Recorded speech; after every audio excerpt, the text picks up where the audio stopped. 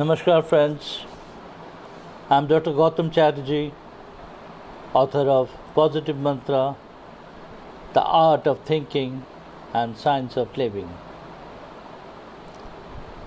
In this YouTube channel and the Facebook, we are coming first time for the worldwide audience, Positive Mantra World. Positive Mantra is a concept of life, living, making it meaningful, giving back to the universe what we have got from the universe. Art of thinking is not just thinking. We think many things, but we don't register our own thinking. In a peeled-off manner, when we think, when we realize the thinking, and through peel-off manner we get into the content within the bigger context of the word. That is the play of Positive Mantra, which we have been working for last 2 decades and still working on it. So Positive Mantra, a thoughtscape, under that the art of thinking and science of living is being worked out, and today we will be taking out the aim of Positive Mantra. What is the aim of Positive Mantra? We must understand what is the aim. Redefining self-management. When we talk about redefining self-management, we understand, well, it must be talking about self and it must be talking about some management. That management may have few tools to be implemented. Self is the orientation of the self. But self-management, when we peel off, we get dynamically different idea of the whole concept of self and management in terms of the holistic vision of the universe. That's why we call it, in our Indian ancient scripture, they call it Vasudhaiva Kutumbakam. The whole family, the whole world is one family. And if it is a whole family, then our understanding is we think for each other, we think about each other, we live in harmony, we live in peace, and we build bridges, we think together, we give back to the universe, we connect to the universe. This is the wider line of the idea. Now, self-management we will be working out together today, limiting basically a curtain raiser in terms of Positive Mantra world. Self-empowerment. Yes. Empowerment of the self. Sociological empowerment, psychological empowerment, financial empowerment, academic empowerment, family-oriented empowerment, values and empowerment, all kind of empowerment. That goes towards self-empowerment, and that S actually starts the self-management in a new dynamics. Then E, ensuring self-respect. When we talk about self-management, well, we are thinking in terms of self-respect. If you do not have self-respect, you cannot perform. If you have self-respect, you can really help others, help yourself. The self-esteem actually empowers you to perform in the righteousness, in the spirit of delivery, in the spirit of benevolence, in the spirit of action, and the spirit of self-love. Now, self-respect you must earn wherever you are. If you have lost, regain it. But self-respect is must for re-understanding and redefining your self-management. Then L, lifting the confidence level. Whatever you do, you have to have confidence. Why we do not have confidence? We have so much of failures, so much of brooding over it, so much of celebration about the failures, that we lose our confidence level. We think what people will think, what people will say, what people will comment, and we lose our confidence level. Once we lose our confidence level, our performance goes down. Here starts the beginning of the story, self-management. Lift your confidence level to perform. Collect yourself, concentrate, focus, act with the purpose of winning.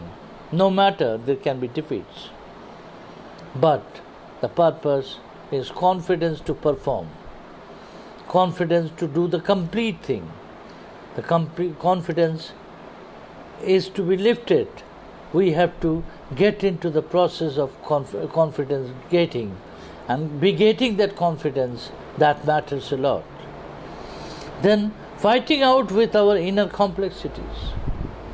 We have huge inner complexities. What people will say? Can I do it? Do I have it? How society would react? How my immediate society would react? Whether they will appreciate or they will not appreciate. I have my complexities in terms of my past failures, in terms of my past deeds, even the guilts. All these are complexities. We have to fight it out with these complexities for a better performing outer being. That means your power lies when you shrink your complexities and bring out your positivism and act for a purpose, act with a mission and a vision. Then mission of what I want must be realized. We live our life hugely without understanding what is our mission. What I want from my life. What I want is, I want to do this, I want to do that, I want to do this, I can do this, I have a capacity of doing this, but fine. Focus it, what I want. Then go for it, saddle yourself, get into it, and get what you want. What I want, if it is clarified in your own thought process, your priorities are clear, your missions are clear, your thought process is not complex, you are not cowed down by the threats, your confidence level is quite high, and your self-esteem, self-respect empowers you. What you want to do, do that. Attending to personal shortfalls. We all have shortfalls. We have guilts, we have deeds, we are not good things to talk about. Many things we have, many shortfalls we have. Those are wounds. Those wounds, if we don't care, can become a real scar. And one can even go for amputation. But if you treat your wounds, attend to your point of view and shortfalls, then you get cured. And once you are cured, you are fit and fine, ready for another try, another effort, another process of delivering and doing something. Nurturing an expression of our uniqueness. We are all unique. We are not parallel. We don't have parallels. Our thinking, our working, our perception, our cognitive thinking, our process of thinking, our analytical power, our response system are all precious. And this preciousness must be understood, that you have to nurture this uniqueness of your precious self. This uniqueness will make you function and make you deliver what you want. Then altering the existing multifold mindset to have focused vision. Generally in our life, right from our childhood, we wanted to do this, that, this and that, we'll end up something doing it without liking it. Because we have been given multiple choices and we had multiple likings and multiple mindsets to become something. But if as a parent you work out with the children to have a focused vision of plan A, B and C, then your multifold efforts will not be waste. It will be a gain, and a gain can result into success, and success can make your esteem better. Then actually you manage yourself and become worth a life and living. And as an example, gathering strength from within. We are all spiritualists. We are thoughtful people. We think for others' good. We pray for others in silence. We are all philosophers in our mind, in isolation. We are thinkers in our own self. All this gives you strength from within. This spiritual connect or connect with the soul content makes you a doer. A doer, a positive doer. A doer for the civilization is good. A doer to become a good citizen, and a doer to give back to the universe how beautifully the universe has given you back. Many things. Then eliminating self-doubts. We have, huge doubts, and those doubts make us weak. Whether I can do it or not, I do not know. But I doubt myself is the beginning of my defeat. I am not starting the game with giving me a fair chance. No. If I doubt myself, I doubt the whole endeavor. So, I should not doubt myself. Eliminating self-doubts will make you a real successful person. And the secret of diminishing doubt comes when we realize, recollect small successes and make it a matter of rejuvenation and celebration, so that you have been doing great things in past, why can't you do it now? Then mind power must be re-understood. What you are thinking right now is your mind power. The power of your mind.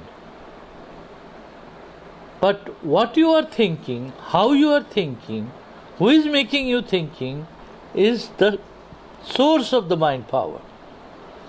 The source of the mind power comes when we actually re-understand ourselves, powerfully regain ourselves.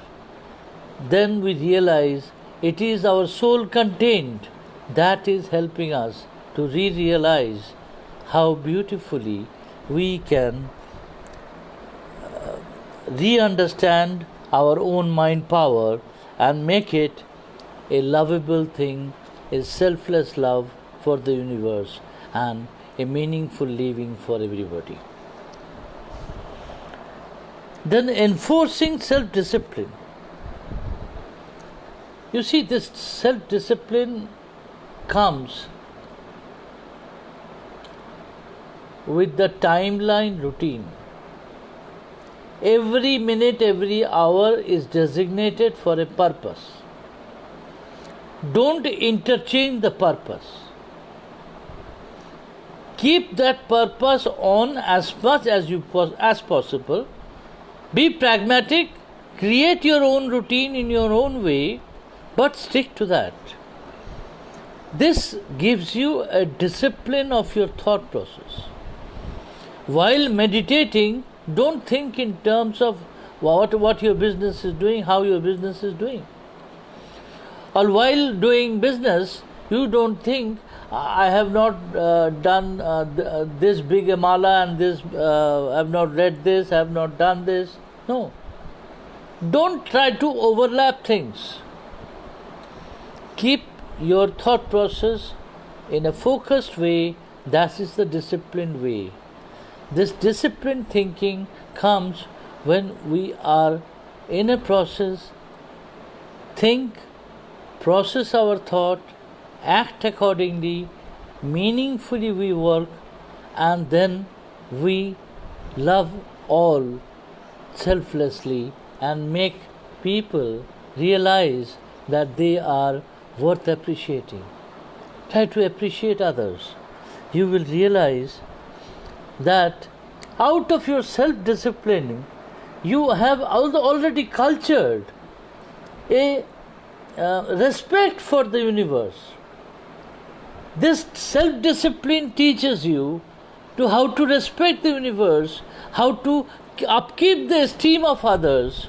This is actually your self-discipline. It is not disciplining your body and mind, it is disciplining your body, mind and action and thought process and your behavior pattern too.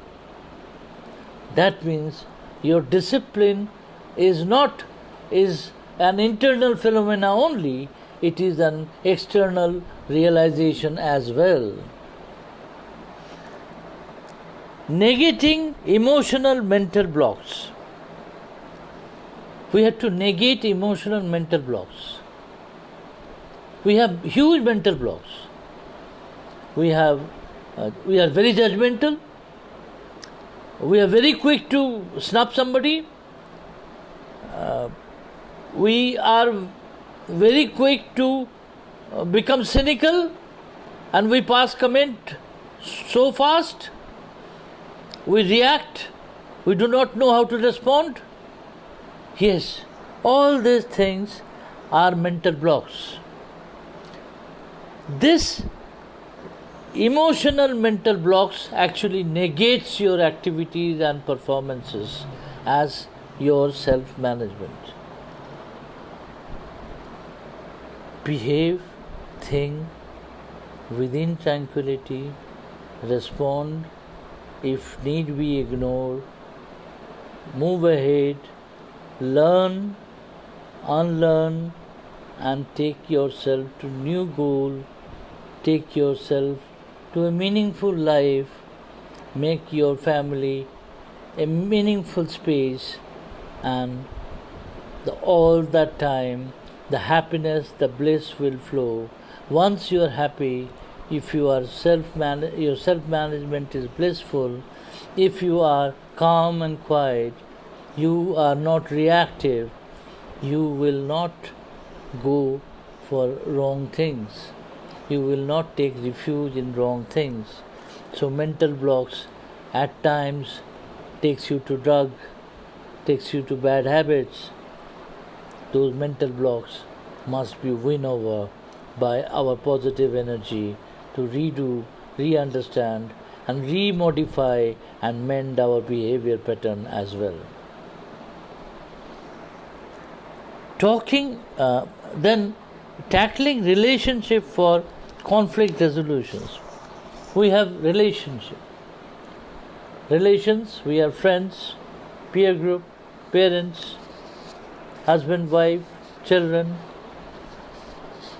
distant relatives, unknown friends, colleagues, everybody. 8 billion people in this world. We cannot have relationship with 8 billion people. But even you have 10 people in terms of a socio-personal relations, then try to respect them and understand them. We must have the conflict resolution in place. Conflict is not the solution. Conflict resolution is the solution. How we can ease out a problem. How we can diplomatically solve a problem. How we should not escalate a problem. This tackling relationship with the touch of conflict resolution makes you to understand your own self-management in a very dynamic way. Now, when we started with self-management, we had a word called self and management, and there must be some tools. But while going through this process, we realize we are into it, and at many levels we have realized that basically there are thoughts within thoughts, concepts within concepts, context within context.